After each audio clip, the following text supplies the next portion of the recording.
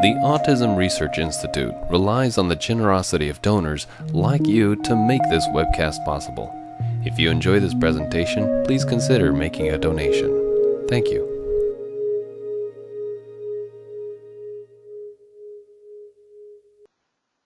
Vicki Kobliner is a registered dietitian and nutritionist with years of experience in applying a functional approach to nutrition.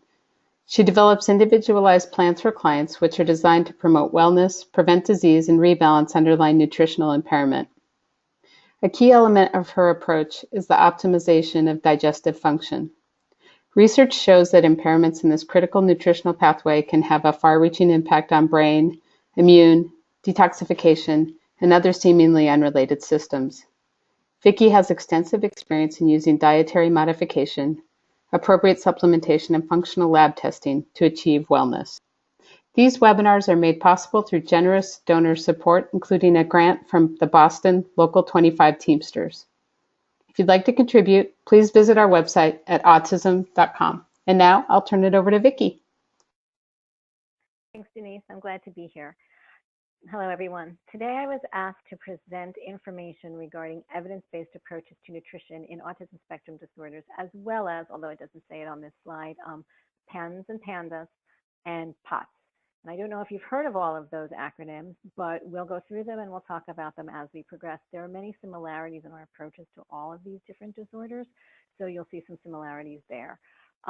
First, though, what I want to talk about is that I consider myself, I'm a dietitian nutritionist, but I love the term nutritional biochemistry, because really that's what I think I do. I analyze human biochemistry to try to identify and support the different biochemical pathways that help us reach our greatest potential, and whether it be brain, body, whatever. So the things I want to point out that we don't always realize, we think about food as something we eat, we digest it, it keeps us alive, but it's so much more than that. So, in looking at the different parts of food, what we derive from food, amino acids come from proteins, and those amino acids are essential precursors for neurotransmitter production, as well as enzyme production and many other things. But in talking about brain health or any kind of disorders that affect neurologic systems, we want to think about the brain health and how important it is to support that with good protein, so that we can extract those amino acids and utilize them.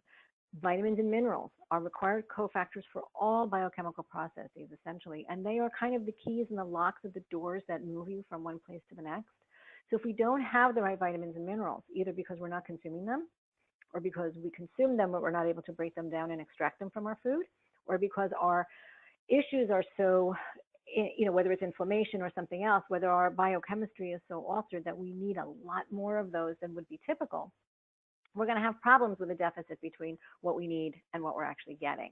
The microbiome, if you've not heard of that before, that's the good bacteria that lives in your gut, which we're learning more and more every day is so critical for normal brain function, as well as detoxification, immune function, etc. So getting that microbiome balanced is key to normal health. And we know that there is bidirectional communication between the gut and the brain. And actually, there's more communication from the gut to the brain than the other way around. So our gut tells our brain a lot of things. And if our gut is not functioning properly, that's going to affect our brain. Diet nutritional support can also modulate epigenetic triggers. So if we have changes in genes, some of you listening may have heard of something called the methyl tetrahydrofolate reductase enzyme, which is one that helps us make folic acid into a usable substrate, or folate, I should say. So if we have an alteration in that gene, we may not be as efficient at turning folate into this thing called methyl tetrahydrofolate. And if we can't do that, that's the active form, so we can't use our folate well enough. So looking at how we can support those kind of gene alterations is really an important part of nutritional biochemistry. And then we also know that chronic inflammation is implicated in lots of neurologic disorders, spectrum disorders, mood disorders, Parkinson's, all kinds of things. So when we can ameliorate inflammation with herbs and food and diet changes, then that becomes a powerful tool in our toolkit. And finally, things like mitochondrial dysfunction impact not only detoxification and inflammation and energy production, but things called reactive oxygen species and oxidative and nitrosative species, which are things that increase inflammation. So nutrition can affect all of these in a really positive way. Now, sadly, our typical American diet, I'm sure many of you know, goes by the acronym SAD. It is the standard American diet. It is kind of sad. We've seen a significant decline in fruit and vegetable intake over the past number of decades. And with that decline in fruit and vegetables is a decline in the vitamin and mineral cofactors that I was talking about that we need for normal health. We also see that since the 1940s, it's been a long time, but since the 1940s, we've gone from an average of approximately 2 pounds per person per year of added sugar in the diet to 152 pounds per person per year. That's a half a pound a day, almost, of added sugar. And that is wreaking havoc on our bodies and our nutritional status. It increases inflammation. It increases our need for B vitamins and magnesium, which could be better used elsewhere. It also reduces something called BDNF, which is brain-derived neurotrophic factor, which has a lot to do with how our brain functions. So that increase in sugar is a big problem, and it's one that we've all kind of become accustomed to, and I don't think we think about it as much as we should, but it's very important. We also see a decline in fish intake and those important omega-3s that come with it. We don't have adequate fiber because fiber is found in things like fruits and vegetables and not really found in processed foods, and not in sugar. So as we've gone up on the sugar and processed foods and down in the fruits and vegetables, we're seeing a real deficit in fiber, and fiber really helps support that good bacteria, as well as helps with bowel issues like constipation and diarrhea. So fiber is really critically important, and we're not getting enough of it. Finally, as I mentioned, increased consumption of refined and processed foods are changing not only the level of nutritional quality of our food, but also it's impacting that lack of fiber. What I'm going to talk about in terms of evidence-based approaches to autism today is a particular study that I just absolutely love. It's by Jim Adams as well as a group of others. It looked at a 12-month study that included both diet changes and nutritional supplement interventions in a group of children on the spectrum compared to controls. And the results were really wonderful. So I want to talk about that study today because it's, number one, if it's an open access study, you guys can all find it and read it, and it has such great reviews of all the different pieces of nutrition that affect autism, and it's also a beautiful study in and of itself. So what they say in the study is that many studies have demonstrated that children with ASD and adults with ASD often have significant nutritional deficiencies, metabolic imbalances, digestive problems. Several nutritional dietary treatment studies have demonstrated benefit in treating these underlying conditions. So that's what their study aimed to do. Try these nutritional and dietary treatments and then see what the results were.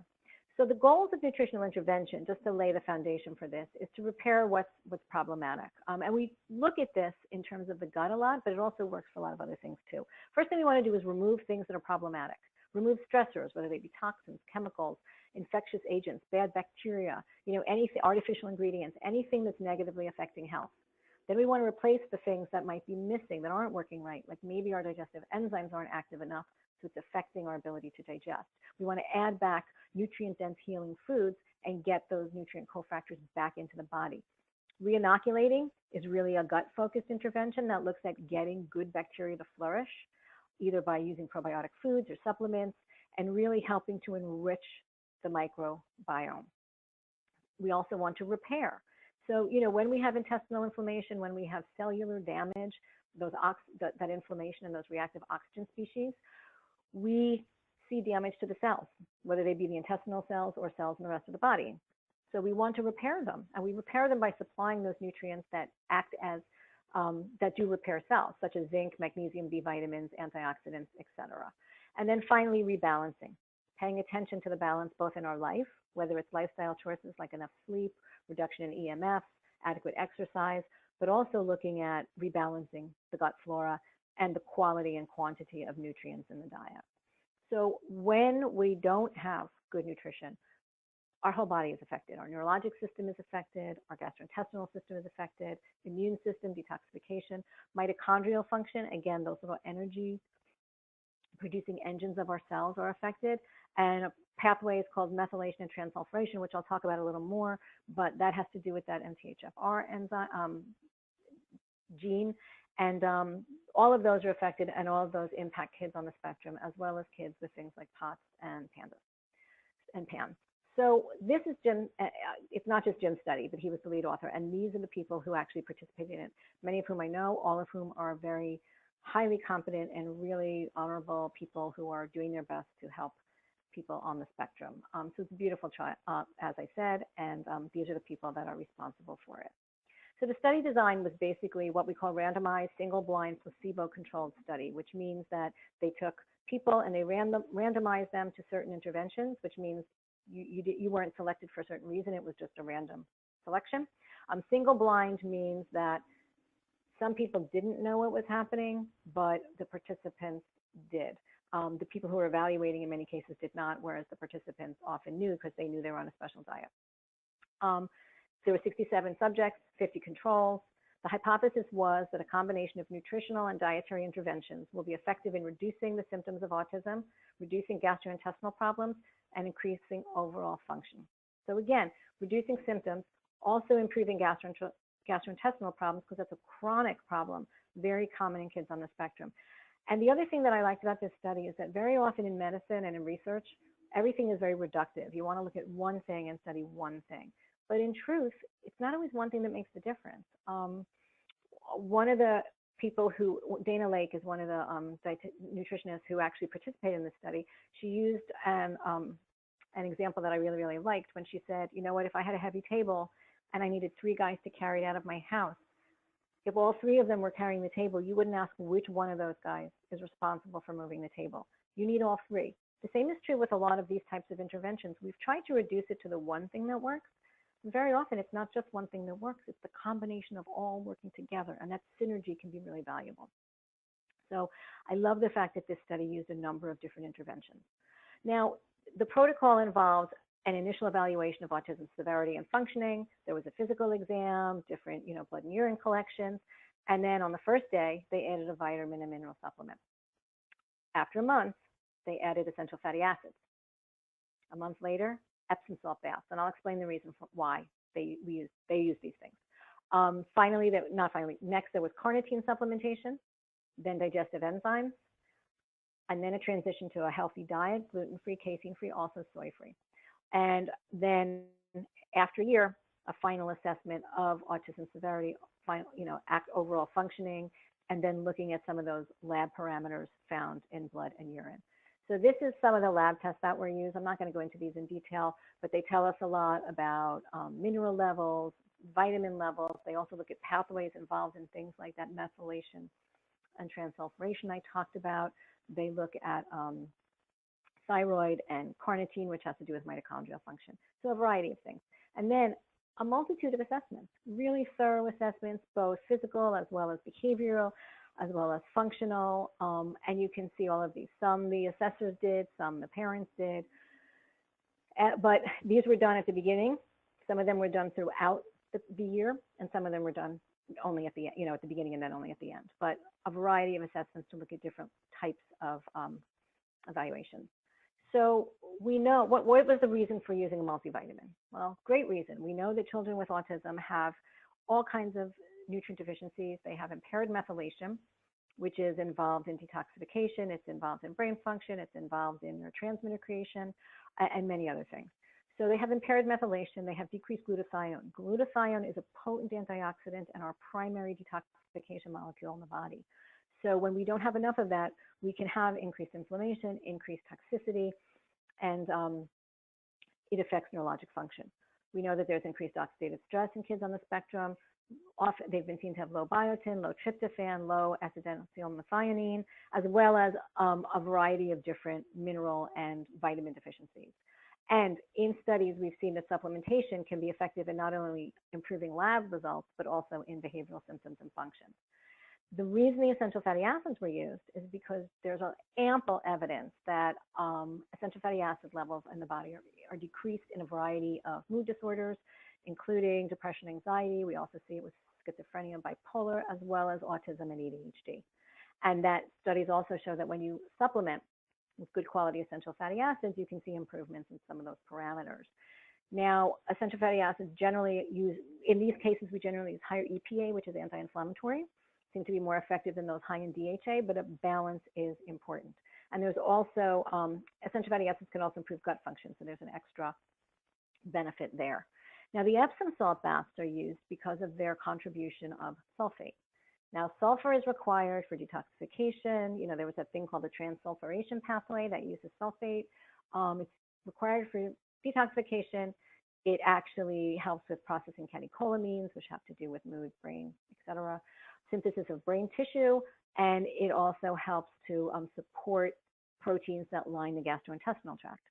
So when you have inadequate sulfate, or your need for sulfate is so great due to toxicity reasons and others, it's really important to replenish that. And we know, again, studies have shown that children with spectrum disorders have lower plasma sulfate and they have higher urinary excretion. So we want to really support those sulfate levels. Now, carnitine was also used because of its support for the mitochondria. Carnitine carries fuel sources, basically from fatty acids, to the mitochondria to make energy. It also helps carry cellular waste out of the mitochondria, so it helps in that way as well. And again, multiple studies showing that kids on the spectrum have decreased mitochondrial function, and that when you supplement them with mitochondrial support, we see increased plasma levels and functional benefits. So that's why in a study like this, it's so beautiful that they didn't just do one thing, but they picked a lot of the different pathways and a lot of different biochemical reactions, as well as physiological reactions that need support to make sure they got the best outcome. Now, the other thing we know about kids on the spectrum is that they have a lot of GI dysfunction, a high percentage, and that can come from a variety of places. It can be a lack of digestive enzymes, and we have clear evidence that kids on the spectrum have deficiencies of certain digestive enzymes. They may have inadequate stomach acid, and stomach acid triggers the production of enzymes and also helps with what we call gut motility, the processing and transit, the processing of moving food out of the stomach into the intestines for complete breakdown, assimilation, absorption, et cetera, and then excretion of the waste. We know that the microbiome is affected, that they may have food sensitivities, and that therapeutic diets can be effective. So all of these things fall under the auspices of GI function deficits. We know that kids on the spectrum have chronic constipation, diarrhea, abdominal pain, gastrointestinal inflammation, and again, these things are correlated with the severity of ASD. So if we can improve gut function by supporting all the things I mentioned above, we see benefits. So what do digestive enzymes do? They break down the ingested food into molecules that are small enough to be absorbed and utilized. That you can, if you don't produce enough digestive enzymes in your body, and remember, acid activates many of those, so sometimes low acid is problematic, but you can also add digestive enzymes as a supplement, and they have been shown to improve both symptoms and behavior. We also know that food allergies and sensitivities can cause inflammation, and they can affect behavior, and we see a high incidence of that in kids on the spectrum. Lack of stomach acid, as I mentioned, impairs our activation of enzymes. It's implicated in reflux. So if your child has reflux, very often what's going to happen is you're going to be prescribed, or he or she is going to be prescribed a medication, possibly a PPI, which is a proton pump inhibitor. That's designed to actually reduce stomach acid, with the thought that if you're having reflux and it's burning you, it's because there's too much acid. But truth be told, sometimes it's because there's not enough stomach acid, and if there's not enough stomach acid to activate the enzyme, you're going to have impaired gut motility. The food's not going to move out of your stomach, and it's going to reflux back up. So and that's where you're also going to have problems with activating your digestive enzymes. So very often, actually adding stomach acid may be a more prudent choice than starting to reduce stomach acid. And in addition, those medications have been shown to reduce B vitamin status, and we know that our kids on the spectrum often have impaired B vitamin status. And B vitamins are important for a number of those cycles that I talked about, so we don't want to impair their B vitamin status. In addition, having an imbalance of good and bad bacteria in the gut affects our digestion, inflammation, detoxification, and neurotransmitter production, all of them. And again, we see a very high rate of comorbidity between GI problems and psychiatric illnesses, not just autism, but all psychiatric illnesses. And that bidirectional communication, the speaking from gut to brain, is so crucial, and normal gut function is essential for that. So one of the things that we've seen and studies show is that about 87% of kids on the spectrum have antibodies to gluten, and about 90% have antibodies to casein. So removing those from the diet can be powerfully effective in helping increasing function. The interesting thing here is that there's been a number of studies that were done with gluten casein-free diets in kids on the spectrum. Some of them have said that, shown no benefit. But one of the pieces to this puzzle is that it's prudent when you do a study removing gluten and casein to do it with kids who have GI distress.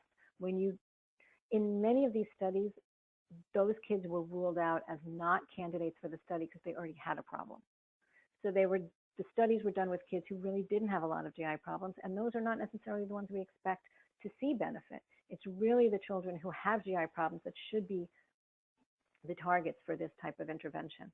And I did want to point out one other thing. We talk a lot about with gluten that it can affect the brain because it has opioid effects, it can be inflammatory, et cetera. But one thing we don't talk about a lot is something I think is really important, which is it's gluten's role in something called the glutamate GABA.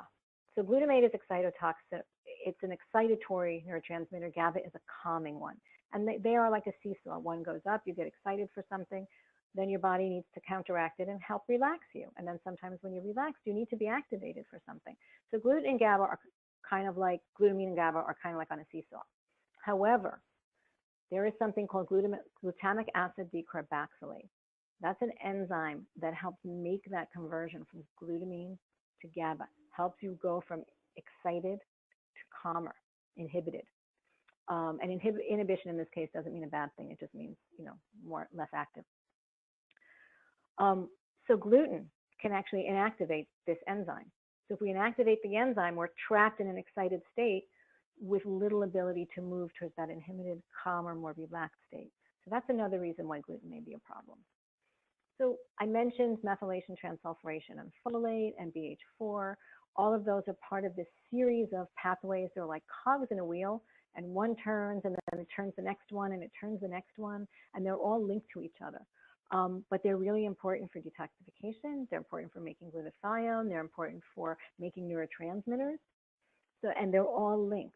So in order for methylation to happen properly, we need B vitamins and multiple minerals, many of which we have seen are low in kids on the spectrum. So they have trouble with their methylation cycle. Then if they have trouble with their methylation cycle, they have trouble with transsulfuration. That also requires B vitamins, a number of different minerals, and that's where the glutathione is impacted. Now, the folate cycle is also dependent upon methylation cycle processing to make the good active NTHF form of folate that we use. And again, folate cycle is B vitamin dependent. And BH4 is another compound that's necessary for making serotonin and dopamine. And those two are, to make BH4, you actually need the folate cycle to work properly. So all of these things are intimately linked and all work together, but they're all dependent on these nutrient cofactors. So this is a very pretty picture that you will not be tested. You don't have to memorize it, but this is your yep, there you go. This is your methylation cycle. Here's your folate cycle. Here's the serotonin, BH4, the serotonin dopamine, and here is transsulfuration. So it's all very complicated, but you can notice, you need magnesium here, you need B12 here, you need zinc here, B6 here. So many different nutrients are required and essential, and that's where we want to provide support. So as we saw in the study, the first thing they did for the first month was a multivitamin. This is what's in the multivitamin. Obviously, I don't expect anybody to read this, but it's very complete. It has a lot of great nutrients in quantities that are more therapeutic. They're not like your little, children's multi that you buy in your local store. These have therapeutic quantities of many nutrients in it, including things like zinc. We just saw that zinc was necessary for that methylation cycle. It includes lots of magnesium, which we also see depleted in kids on the spectrum. It has vitamin D. Again, there's a lot of studies that show that high doses of vitamin D are really critical for normal functioning, well as B vitamins and many other things. So it's a really comprehensive multivitamin designed specifically for kids on the spectrum. And good quality, hypoallergenic, great. So the B vitamins, why do we need them? I just want to reiterate because they are so important. You saw the cycles. They're essential for those pathways, methylation, transsulfuration, and folate cycle. They're required for making those neurotransmitters. We need them for energy production. They are depleted by stress and by sugar intake. And they require activation by gastric acid. So again, if we have a problem with dysfunctional acid levels in the gut, we're going to have trouble accessing those B vitamins. So providing B vitamin support as part of that multivitamin is very important. The next thing was the Epsom salt bath because they provide sulfate. And we talked about sulfate, its importance in transsulfuration as well as other processes. We see that Epsom salt baths can raise plasma sulfate levels, and the magnesium is very calming and necessary for many, many reactions. So Epsom salt baths are beautiful. You can take them before bed. They're very relaxing and calming. You don't have to swallow them. So they're a great adjunct for any parent who's dealing with a child who's excessively activated. It can be a great benefit. Now, the next thing that was added was carnitine. And we do that because it supports the mitochondria. And again, literature suggests that mitochondrial disorders are common in kids on the spectrum. And that what we call mitochondrial cocktails sometimes include things like B vitamins, minerals, CoQ10, essential fatty acids, and carnitine. Now, the B vitamins and the minerals were already in the multivitamin, as well as, I believe, some CoQ10. We were already giving essential fatty acids, so the carnitine is something that we wanted to, that they added. Finally, the digestive enzymes, because we know that kids on the spectrum may not have adequately functioning or adequate amounts of digestive enzymes, and we want to support that digestive process. This was the formula for the digestive enzyme that was added. And the last thing was the diet, the change in diet. And again, it was gluten-free, dairy-free, soy-free. The goal was adequate intake of a variety of vegetables, including leafy greens, which provide all sorts of nutrients, and fruit. Fruit was not excluded. Some people are worried about fruit and sugar, but fruit comes in a package rich with fiber and nutrients. We don't necessarily want to remove it unless there's a specific reason to. Adequate protein, both in quality and intake. Adequate but not excessive calories. Minimal consumption of junk foods, processed, carbohydrate rich, poorly nutrient poor. Those are the things we don't want to consume too much of. Healthy, gluten-free, casein-free, soy-free, without or avoidance. It wasn't completely removed, but avoidance of artificial flavors, colors, and preservatives. So this is a beautiful, this is a great diet start for any person, not only somebody on the spectrum, but anybody who's trying to reduce inflammation and support nutritional biochemistry would want to follow a diet similar to this. Now, these are some of the results.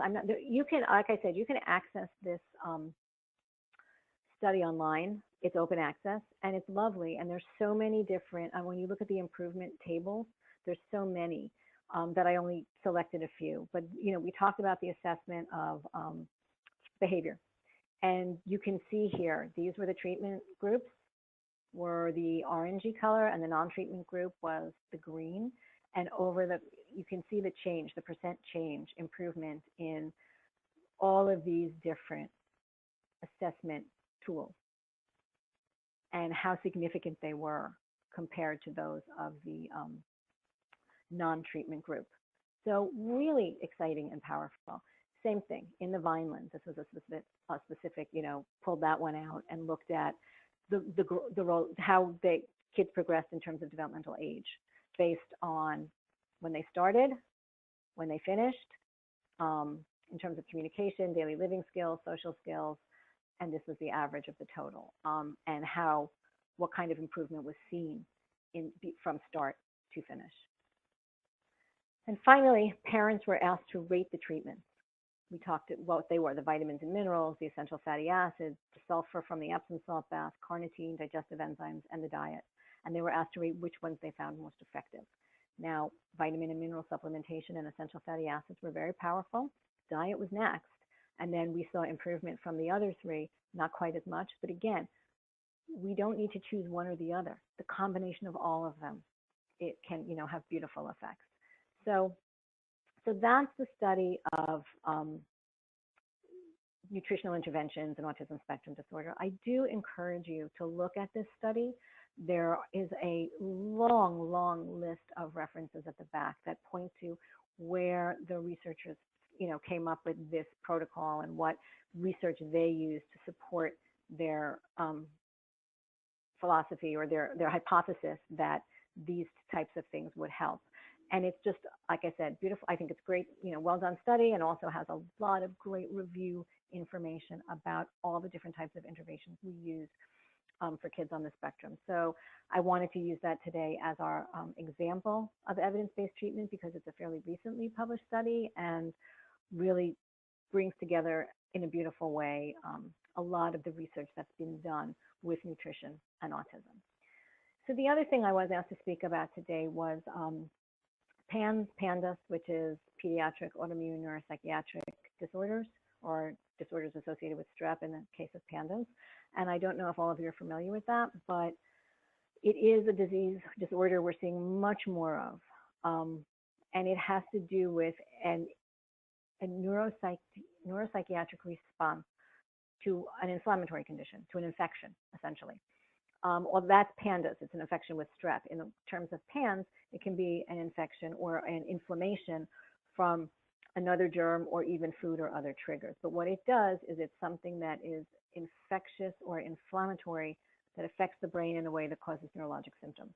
So in terms of PANDAS, what we see is the presence of clinically significant obsessions, compulsions, tics, could be disordered eating. Some kids become anorexic with food either because it has germs or they think there's something wrong with it or it's going to make them choke. There are many kids might have disordered eating based on this. One of the things that distinguishes it is an abrupt onset of symptoms or a relapsing and remitting course of symptom severity. And usually that's correlated to some sort of trauma, whether it be infection or some sort of stressor in the body, etc. It's often found prepubertally, and it's associated with other neuropsychiatric symptoms such as ADHD, separation anxiety, bedwetting, developmental regressions. All of those can be hallmarks of an onset of PANDAS. The PANDAS, as I said, is associated with strep. Many of the others are not. And then you rule it out if the symptoms are not better explained by other disorders, classical like Tourette's, or there's something called Sydenham's chorea. If those are not the disorders, then you want to start looking at these. So the PANS treatment protocol is one that includes three things: antimicrobial treatment to get rid of whatever is the infectious agent, immunomodulatory treatment, that means modulating the immune system to reduce inflammation, and then psychotherapeutic treatment, what generally CBT, cognitive behavioral therapy, is very helpful for this. But what you're going to see is that a lot of the interventions that we use for this are ones that are equally applicable to autism, and that a lot of the autism interventions are equally applicable here, because in all cases we're trying to normalize, get rid of infections, normalize the microbiome, reduce inflammation, and they all work the same way. So we can use a lot of the same modalities for all. So what guides our treatment here when it comes to PANS is that we need to treat the symptoms. And again, sometimes, those can often use psychoactive medications, but we also need to use behavioral interventions. We want to remove the source of that inflammation and treat the immune system with something that's going to tamp it down and help reduce inflammation. And so, as many of that is done medically with prescription medications. But from my perspective as a dietitian, I also want to use my nutritional biochemistry and the power of food and nutrients to help reduce all of that naturally. So the goal of nutrition and dietary interventions is based on the same philosophies: reducing inflammation, normalizing gut function, getting that microbiome up and running so it's helping detox, helping reduce inflammation, speaking to the brain. We want to support reduction of specific symptoms. So if I know that there are herbs or different compounds that can help with something like an OCD symptom or tics, I'm going to try to incorporate it. We want to manage strep or any other pathogens that are there, and target food restrictions and limited diets to make sure that the child is being adequately nourished. So in terms of dietary intervention, as with foundational interventions for spectrum disorders, I want to make sure it's targeted to dysbiosis, that the gut is functioning well and the microbiome is, rich in good bacteria. I want to make sure it's nutrient dense, that it's rich in unprocessed plant foods, clean sources of protein and fat. Sounds kind of like that therapeutic diet that we just saw in the other study, free of inflammatory compounds, rich in anti-inflammatory compounds, and that includes artificial ingredients, the inflammatory ones. And for those who have a reduced appetite or anorexia, we're looking at higher fat, smaller meals to make sure that they're getting fed appropriately. So in terms of inflammation in the diet, again, things that are very similar to what we saw with the diet for autism that I just reviewed. We want to remove toxins. We want to use organic products. We want to get rid of excess sugar, avoid junk food, get rid of synthetic additives like colorings, preservatives, sweeteners, hormones, antibiotics, and pesticides, all of which are implicated in affecting brain function in a negative way. In phase 2, we're going to think about what we can take out of a diet. And again, here comes gluten and casein, and I would add soy to this too. There's a lot of cross-reactivity between casein and soy, so it is good to take them out as well. What does gluten and casein do? We see increased IgG antibodies to gluten and casein. We know that they increase inflammation. They have opioid activity. They're also high in compounds called FODMAPs and oxalates and lectins, all of which can be inflammatory and cause both digestive problems as well as other problems. And as I mentioned, gluten interferes with glutamate decarboxylase, and we also know that milk protein is correlated with autoimmune diseases. So we want to get rid of those. And I'm not going to go into the diet details because that's really not what this is about, but it is important to change the diet therapeutically. Now, the other thing we do in this case, if we're looking at PANDAS with the strep component, we want to do things that get rid of strep. So that might be using xylitol, which has been shown to decrease strep in the mouth and improve dental caries. I use it instead of fluoride because fluoride can be neurotoxic, whereas xylitol actually can kill bacteria and also have a positive effect. There's something else. It's actually a strep strain that's, kind of like the Wizard of Oz, the Good Witch and Bad Witch. This is a good strep strain that kills the bad strep strains. It's called Bliss K12. It actually tastes a bit sweet, and you take it as a lozenge, and it can also help kill strep in the oral cavity so that you can help to prophylactically avoid recurrent infections. And one of the questions I get asked a lot is whether if you're doing this kind of a protocol and you need probiotics because you're trying to support your good bacteria, many probiotics come with a strain called Strep thermophilus. Technically, and from a research standpoint, there is no evidence that Strep thermophilus in a probiotic has anything to do with the type of strep that we see causes PANDAS. So technically, the answer should be it's fine. However, anecdotally, I've had numerous clients as well as other people, colleagues have also said the same, that do not seem to do well with strep strains of probiotics. So my recommendation is generally to avoid them in your probiotic mix. Other interventions that help with PANDAS and PAMS are vitamin D, because it's going to help to reduce infections, and it also helps downregulate the immune system. Ibuprofen can help with inflammation as well. Alkalinizing. Alkalinizing is changing the acid-alkaline balance of your body. And the things that's great for alkalinization are things like vegetables. The things that are not so great for alkalinization are things like sugar. They make you more acid. So again, the same kind of diet concepts work in a variety of different ways. Probiotics, can't speak enough about them and their importance in helping normalize the microbiome.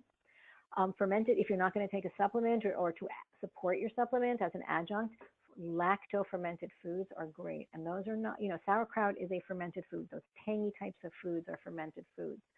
But it's not like, going to the grocery store and buying a jar of elastic pickles. They have not been fermented. They're just dipped in vinegar and brined, essentially. You want something called lacto-fermented, where they actually produce their own good bacteria. And that can be really helpful at recolonizing the gut. Most traditional communities and cultures use some sort of fermented food. We're one of the few who doesn't. And prebiotics, they help the good bacteria grow. So there are some foods that are prebiotic foods. Jerusalem artichoke is one very well-known one, but Saccharomyces boulardii is also a prebiotic, and the thing that's really nice about that is that it also increases something called secretory IgA, which helps tamp down inflammation. So that can be really helpful. In terms of diet, and some of these can be taken as supplements, but you can also incorporate them beautifully into the diet. We can use anti-inflammatory herbs and spices like curcumin and ginger and garlic and cinnamon and parsley. They all help bring inflammation down. And then there are other herbs that actually kill germs, antimicrobial herbs, which are used in all kinds of cultures all over the world because it helps preserve the food. Oregano, cinnamon, garlic, rosemary, berberine, grapefruit seed, olive leaf extract, all of those can be really helpful. Thyme, usnea, and neem are herbs that also have been shown to be quite effective against strep, particularly. And then for those who are struggling with low appetite or some anorexia, things like spearmint, peppermint, bitter melon, and barberry are good appetite stimulants. So you can try to incorporate those as well. But all of these are great both as a supplement or used in food. Now, in particular, as we said, with some of these disorders, you're going to see things like onset of OCD symptoms. So what can we do for those? Multi-mineral compounds have been shown to help with OCD. N-acetylcysteine has been shown to be very effective in certain cases of OCD. And N-acetylcysteine is something that actually is the precursor to making that good glutathione we've talked about. And we see some very positive results with that. In particular, there was a study done with trichotillomania, which is when you pull your hair out. And NAC was very effective for that. But it's been shown to be effective in a number of studies regarding OCD. Inositol is another compound. It's kind of like a B vitamin derivative It's another compound that's very helpful for OCD, but you need to take it in very large doses. So sometimes what happens is somebody tries it, but they don't try it in a large enough dose to make it effective. Things like tryptophan can also be helpful. Tryptophan is the precursor to serotonin, and it can also help with calming and change mood and reduce OCD. Now, another thing that we are learning more and more about is cannabidiol, which is CBD oil, which is cannabidiol, which comes from the cannabis plant, but does not contain the psychoactive THC molecule. So CBD actually also has been shown to be helpful with OCD, as well as what we call adaptogenic herbs. And these are herbs that help bring the body back into balance. So I talked a little bit about the glutamine and GABA seesaw. Well, our body seesaws in a lot of different ways. We go from excited to calm, elevated, relaxed, etc. These herbs don't try to push our body in one direction or the other. So different than traditional medicine where we say we're taking an antidepressant or an anti-anxiety medication or an anti-inflammatory. These things don't push you in one direction or the other. They just try to bring the body back in balance. They help the body to be more balanced and have that resilience to move from one to the other in a healthier way. So ashwagandha and rhodiola are two adaptogens that can be very helpful with OCD. So in summary, and I know we've got lots to cover here, so I'm trying to speak, quickly, but in summary, there really is, when we talk about evidence-based interventions, there is no evidence of a specific diet or nutritional intervention for PANS and PANDAS.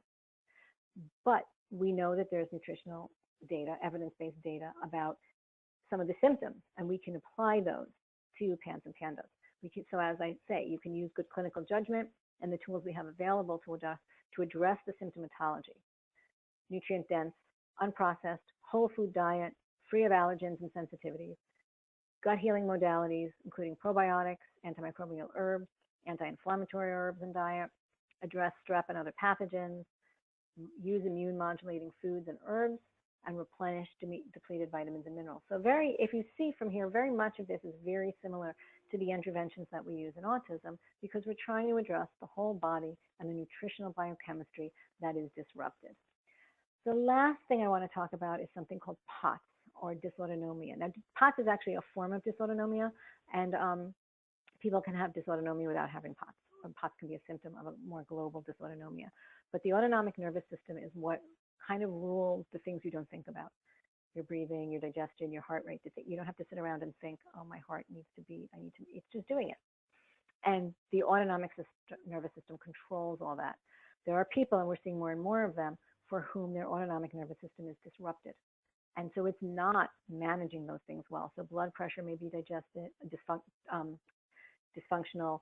Gastrointestinal symptoms are very common because, again, the autonomic nervous system rules your digestion. Heart rate, blood pressure, contractions of different, pupil responsiveness, stress response, all kinds of things. Orthostatic intolerance, if you get up quickly and you get lightheaded or dizzy, that's a sign that you may have some sort of autonomic nervous system dysfunction. You can see it with abdominal pain, nausea, changes in cognitive function, and sleep changes as well. And we see with some people who have POTS and dysautonomia that they do well with B12. And again, B12 is part of that whole cycle of the methylation, transsulfuration, et cetera. It also supports adrenaline and the adrenal system, which is what deals with stress. We also see that autoimmune dysfunction is very common in dysautonomia. And so helping, again, to rebalance the immune system using immune modulators can be very beneficial. So one of the things we do, and you will see the same things over and over again, we're trying to reduce inflammation. We're getting rid of processed foods. We're trying to get rid of artificial colors, preservatives, and flavorings. We're getting rid of bad fats, packaged foods, commercial things rich in monosodium glutamate, because again, that's an artificial additive that we're trying to avoid. You'll see that here, artificial sweeteners, et cetera, BHT, BHA, which are preservatives, all of the artificial stuff we want to get rid of. Caffeine can also be problematic for this particular group. And again, we want to use organic food, not conventionally grown, because we're trying to avoid pesticides. And other things that we want to consider are increasing water and fluid intake. Remember, if you've got problems with blood pressure, very often it's low blood pressure, not high. It's mostly low. So these people need more fluid and more salt to help keep their blood pressure up so they have good resilience. Osteopathy can be helpful. Some people wear compression socks or tights. What that does is provide compression against the body so that it keeps the blood volume more concentrated. Adequate sleep is very important. Exercise is important when it can be done. The diet, similar diet to the ones we talked about for PANDAS and autism. Adding B12, supporting with iron and other minerals like zinc and magnesium, which also have been shown to be helpful in this cohort of people. And the reason we talk about POTS here is because we're seeing more and more kids with POTS coming into our clinics. And again, we don't really know why it happens. There is some belief that it may be viral or infectious in origin. So it's kind of consistent with what we saw with PANS and PANDAS. And much of it can be treated in a similar fashion. Again, antioxidant support like glutathione and NAC can be really, really helpful for this cohort of kids, as with probiotics. So one of the things I want to end with here is just a caution. Because I talk a lot about taking out foods. I talk about adding supplements. We talk about changing diets, gluten-free, dairy-free, anti-inflammatory, this, that, and the other. But there is a balance between how much we can remove before we limit nutrient density. And we have to think very carefully about what food we remove and how do we replace the nutrients that may have been in it. Because when we have a diet that has a lot of food removed, it may be lower in inflammatory compounds, but it's also going to have lower nutrient density. If we don't take out enough, if we don't modulate the diet well enough, we may have more nutrient density, but we may also have higher inflammation. And the truth be told, for many people following a typical American diet, they may have lots of different foods in it that are inflammatory, and it's still not nutrient dense. So by getting out the processed foods, we're lowering the inflammation and actually helping nutrient density. That's the goal. But we just want to be careful about over restriction, because I've seen that in too many kids, and it is a concern. So finally, I'd like to end this by just putting this visual in your mind. Which leg is holding up this chair? If you have a child who's ill with a chronic illness, you've been to many, many doctors, you've tried many different therapies. Hopefully, if you're on this webinar, you're exposed and aware of lifestyle changes like sleep and exercise and social, like EMFs, screens and things like that, and how they affect health and the brain, as well as nutrition. But each one of these is a different leg. And I would challenge any of you to pull out one of these legs or ignore one of these legs and still sit in that chair. So I think it's important that if you're really trying to heal, we need to use all of these things. And using those evidence-based approaches to help enhance your child's nutrition is a really key component to the whole picture. Thank you. Okay, great. Well, Vicki, we've got some questions, as we always do. So thanks for that great presentation. I know you integrated a lot of new information, so I really appreciate you making time to do that. It was a lot. Yeah, well, there's a lot of new stuff coming out, especially in this area. So, and thanks for adding the bits about POTS and PANS and PANDAS as well. So lots of questions. One particular question people were asking about, you talked about using multivitamins and vitamins to supplement. And I know you've talked about this a lot, but it's always nice to touch on it. What's a good way for a parent who maybe they're not working with a nutritionist yet, but they're trying to select a multivitamin to give a try? What are they looking for? I mean, you talked a lot about nutrient density and balancing that with what they're eating. So where might they start? What I would suggest is, ideally, if you could work with a dietitian or nutritionist, that's great. But if you don't have that access, there are a number of very good quality companies that are targeting kids on the spectrum. And they often have the word spectrum in them. Now, some are better than others. I would use something like, the one that you saw here is a good guide. It's a very nice combination. You can see the ingredients in it. You can find one that has similar ingredients. And I don't know if I'm allowed to say brands on here, but there's a number of different brands that are what we call professional line brands. And I am very, very cautious about supplements. I say this every time. I don't know if any of you have heard me lecture before, but I repeat myself a lot when it comes to supplements, because it is the Wild West in our country in terms of supplements. They are not regulated in any way. You can buy a supplement, at the local grocery store or drugstore or online, which from one of these big third-party online retailers who shall remain nameless. I really think that's not a good move. I just worked with some of my suppliers who make very high-quality professional line supplements, and they assessed buying their own stuff online and looking at what was in it. Some of them were counterfeit. Some of them were like, capsules filled with filler, but really had nothing in it. Even though it had the company's name on it, it was just fake. It was counterfeit. Some of them were expired. Some of them were relabeled. You don't know what you're getting if you can't put a face to the person who's selling you your supplements. So I do think it's very important that you look at that. And professional line supplements use much higher quality. They test their batches every time they make a batch, so they can go back and, if there's a problem, they're just the level of quality in them and the level of efficacy is much better. But to start, first thing we want is supplements that don't have allergens. We don't want it based on dairy or have gluten in it. We don't want it with anything artificial. A lot of the supplements you buy in local stores, especially when they're designed for kids, are full of colorings and preservatives and sugar, all of which you don't want. So the first thing is make it a good, clean product. Then look for one that has levels of nutrients that are closer to what was in the product that was used in this study. And there are, like I said, a number of good quality companies that have spectrum-based multivitamins. And if people want to email me offline, I'm happy to tell them a few of the names, and that's fine.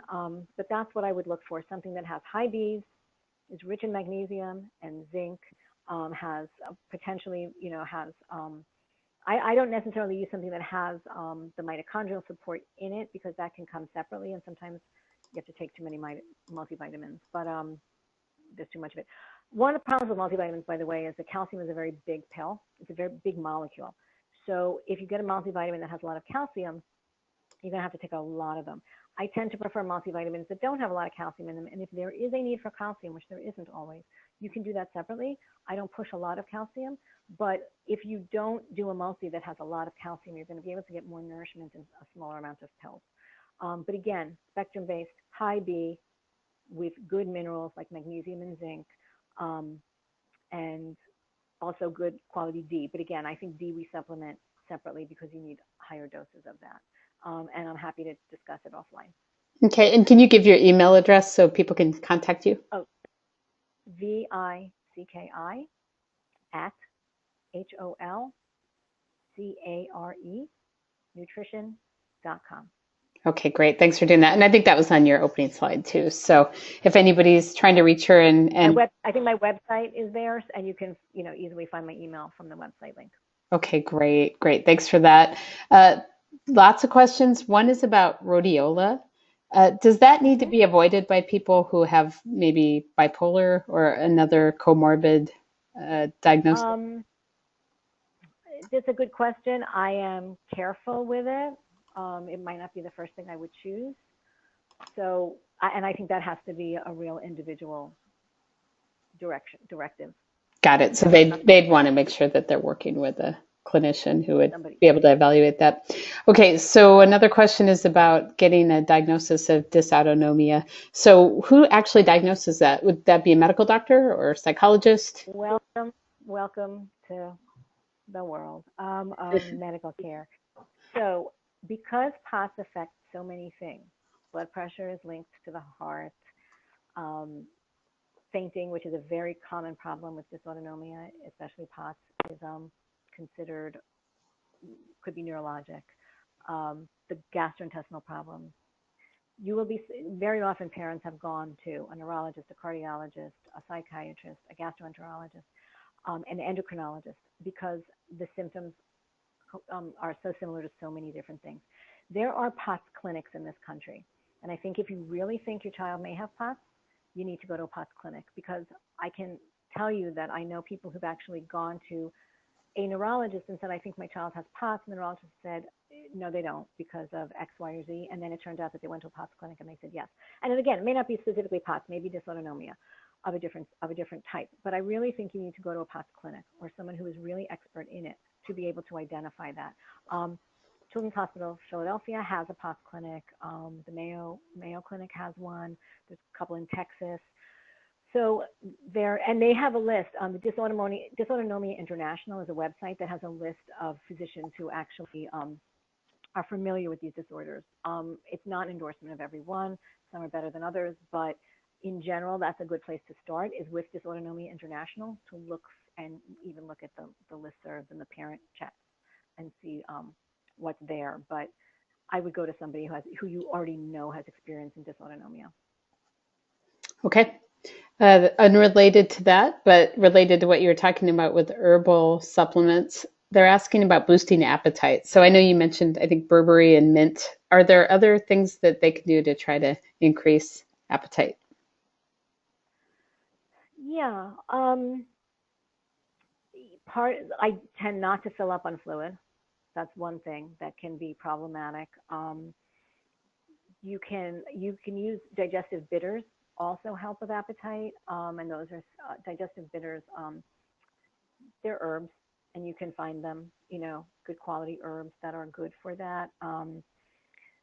Lacto-fermented foods can help with appetite. Very often things that are tangy or bitter are actually going to induce you to want to eat more. The other thing I don't do is drink a lot before meals, because that actually can, fill you up. And high protein snacks, again, looking at less of the empty carbs, looking at more really nutrient dense foods, and fats are going to do that. But fats have satiety, so they make you more satiated. So you want to eat your fats periodically throughout the day, but you don't want to be eating them all day long necessarily, because then they might make you more satiated. But again, a lot of the anorexia issues with kids with PANDAS has more to do with fear of food. And so that's something that also requires that behavioral component to address it. And so it's not always just appetite. Sometimes it's actually fear of food, fear of germs, fear of choking, and those things require more of the behavioral intervention as well.